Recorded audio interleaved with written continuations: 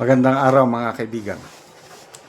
Bigyan natin ng reaction, opinion itong Facebook Reel posted by Bombo Radio Philippines.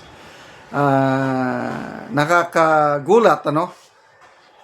Sa isang interview, umamin si Senator Lacson na for sure mayroong delivery. Ibig sabihin, yung maleta delivery na pahayag ng mga Marines, umaamin na siya na mayroon nga. Ang hindi lang niya matanggap yung 805 billion. So what kung hindi? Sabihin lang natin 300 billion. Ang laking pera pa rin yun. Bakit hindi niya patawag? O ito, pakinggan natin. For sure, may delivery, sabi niya. Hindi naman natin sabing walang deliveries. For sure, merong nangyaring delivery. Yun! Pero wag nilang i-exaggerate kasi lalong walang mangyayari sa investigation kung guguluhin mo. When I heard the 805 billion, doon ako nagkaroon ng na-deliver. No? Siyempre, I did my math. Kasi kung Wala na, I did my math. Sige na lang, pabayaan na lang natin. Mathematically impossible. Yung math ang kanyang pinoproblema. Hindi niya pinoproblema yung kahit kalahati lang, 400 billion. Di ba problema yon? Pera ng taong bayan, ninakaw na, diniliver sa kung kani-kanino, tapos math pa ang kanyang inaatupag. Anong klaseng investigador ito? O isa pa, ulitin natin. Para maklaro na, for sure, nagkaroon ng delivery, sabi niya. hindi naman natin sabing walang deliveries. For sure, merong nangyaring deliveries. Pero wag nilang i-exaggerate kasi lalong walang mangyayari sa investigation kung guguluhin mo. No? When I heard the 805 billion, doon ako nagkaroon ng na-deliver. No? Siyempre, Okay. Ito, may nabasa akong post. I don't know sino yung nagpaliwanag. Isang abogado si Attorney G ata. Kung yung usual sa atin, magpunta tayo sa bangko, mag-withdraw by the millions. Tapos mamaya bibilangin mo pa mga talagang tama naman yung sinasabi ni Senator Lacson na parang napakahirap. Kung yung normal way of withdrawing money and delivering money, bibilangin mo pa mano-mano, parang imposible. Kaya lang, yung ipinakitang picture ng mga ex-Marines, bundle na ganyan, malaking bundle, na ang laman nun, may 20 million, depende daw sa mga malalakihang withdrawal sa bangko. Pwede ka lang mag-withdraw, anong gusto mo? 1 million, 10 million, 20 million. Bahala ka kung anong sabihin mo, ibibigay sa iyo ng bangko. Lalo na kung special client ka na nila. So yung picture na ipinapakita na malalaking supot, ganun na yun. So at any one time, pag withdraw, sinasaldi ko ng, say, 100 million, withdraw kayo. 5 bundle lang yun. Tapos bilang, meron ng automated counting machine, ilalagay mo lang sa babaw ng machine, bibilangin niya na, laser na siguro, mabibilang mo na nga 20 million yun. So with that system, with that technology, napakadali. Sabi ng isang abogado, napakadaling i-deliver yung 805 billion. In just a few months or 1 year, deliver na. Iba yung mindset ni Senator Lacson kasi yung yung usual withdrawal. Ay, sayang. Sayang ang ating magiting na investigador. Sabi nga ni Senator Marcoleta, ang alam ko, Senator Lacson, magaling na investigador. Ngayon, naging manghuhula na lang. Basa tayo sa mga comments, ha. Jeremy De Guzman, nag-PI na siya. PI mo. Di namin kailangan ang galing mo sa math. Gusto namin may makulong at may managot. Puro kadahilan.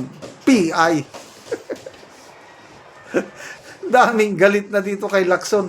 Kahit mga PMA graduates, mga retired generals, nababasa ko sa mga group chat nila kasi ini-invite din nila ko eh. Nakikita ko yung mga post ng mga kaibigan kong retired generals. Yung nakasamahan ko sa serbisyo. Sayang si Sir Ping, sabi nila. Nasaan na yung kilala namin na man of steel, walang kinakatakutan. Ako rin, yan ang dati kong pagkakilala sa kanya. Kasi nung panahon ng Arroyo administration, marami ring mga kabulukan, ini-expose niya eh. Lumalaban siya at dahil sa nilalabanan niya ang kabulukan ng Arroyo administration, kaya pinag-initan yun. Inisyuhan ng warrant of arrest, kaya nagtago siya. Ang ganda kaya ng simula ni Senator Lacson o General Lacson. Ngayon, wala na. Tinatawag na siya sa mga may nabasa akong post ni ex-Congressman Defensor. Sabi niya, pag hindi mo patawag ang mga ex-18 Marines sa Senado, klarong-klaro na isa kang cover-up man. Sabi nga ni Congressman Edgar Erese, Idol, Senator Lacson, anyari sa'yo? Naging cover-up ka na ba? Ganun na. Cover. Ay, nako. But at least, inamin niya na mayroong delivery. Ayan. Rebro Patrimonio. Boy Maleta versus Marcoleta. Rowel Atienza. Pinky. Takip Pamor. Gals Dick. Boy Protector Maleta. Marciano Cruz. Sure, parang meron. Bakit?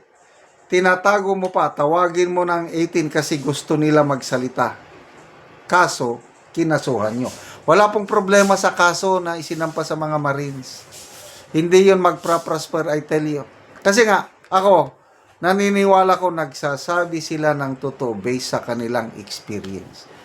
Kaso-kaso, pananakot lang yan. At mabuti nga, pumayag na si Senator Soto, isa sa mga pinangalanan na nakatanggap 5 maleta. O sige, bahala na kayo sa Blue Ribbon. Gusto nyong tawagin, go ahead. Yan. So, konting push na lang, konting kakulitan na lang ni Senator Marcoleta. Sa wakas, papatawag na ang Brave 18 Marines. Kasi, for sure, may delivery. Yung mathematics lang problema. Salamat mga kaibigan sa inyong pagsubaybay sa ating channel. Nakakatulong kayo ng malaki sa tribong Talanding ng Bukidnon dahil ang income natin sa channel na ito is pantulong po sa tribo. Namimigay tayo ng libreng yero at pako para makapagpatayo sila ng mas maayos na tirahan. Panoorin nyo ang video na ito. Ang balay ni Kuya sa tagaan na Mugiro, so mag-atop na siya. Siya nang gitangtang ang ilang mga atop nga silupin lang. Dimulis kay kano mo ginapang. Mga silupin lang, so kuwao na. O, pilagid ka tuig nga ang ilang balay. Inaan lang ang itsura o. Mga silupin lang.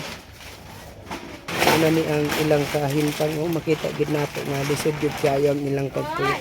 O, nagatulog na gani ang mga tubig. Kaya naputok lagi sa silupin.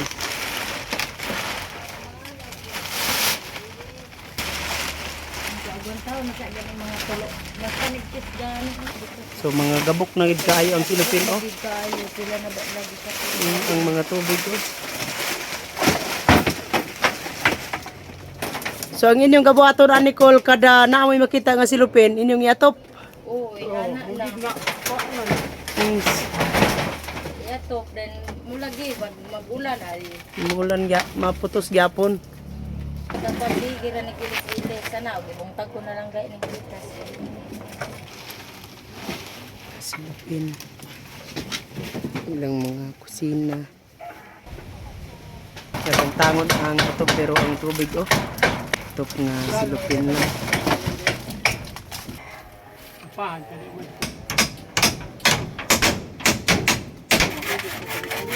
Karon naman sa pagtanggal maga-atop nagpod si Angkol. Ay nakuha naman tong iyang atop na mga silupin lang.